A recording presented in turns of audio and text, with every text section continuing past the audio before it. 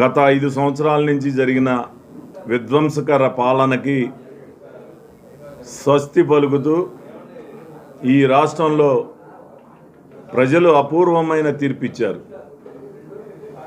ఈరోజు తెలుగుదేశం పార్టీకి ఏకపక్షంగా 164 సీట్లు ఎన్డీఏ కూటమికి వచ్చినాయని అంటే ప్రజలు ఈ ప్రజా వ్యతిరేక విధానాలపైన ఎంత తిరుగుబాటుతనంతో ఉన్నారో ఈ తీర్పును చూస్తే అర్థమవుతా ఉంది.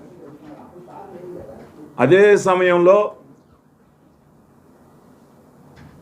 ఈ తీర్పు ఒక్కొక్కరికి వేల మెజార్టీలు 50,000, 40,000, 70,000, 90,000 మెజార్టీతో ప్రజలు ఇచ్చిన తీర్పుకి మేము ఒక్కొక్కసారి భయపడాల్సి వస్తూ ఉంది.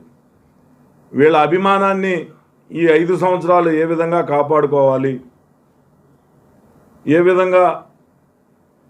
ఈ విధంగా మ్యాండేట్ ఇచ్చినందుకు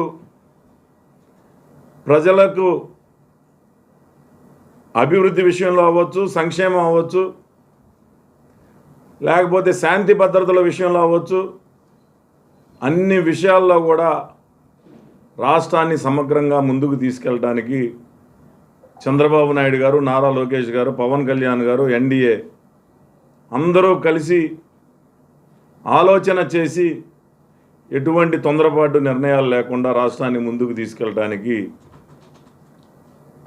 ఆయన యొక్క అనుభవంతో గత 5 సంవత్సరాల నుంచి ఏ విధంగా ఈ రాష్ట్రం నష్టపోయిందో ఆ నష్టాన్నంతా కూడా పూడ్చుకోవడానికి ముందుకు అడుగులేస్తాం.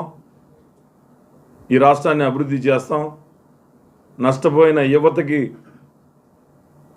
ఏ విధంగా ఉపాధి కల్పించాలో పరిశ్రమలు కానీ, పెట్టుబడులు కానీ, ఐటీ సంస్థలు కానీ అన్నిటినీ కూడా ఈ రాష్ట్రానికి తీసుకొచ్చి మరి అందరికీ కూడా న్యాయం చేస్తామని సందర్భంగా తెలియజేస్తా ఉన్నాను.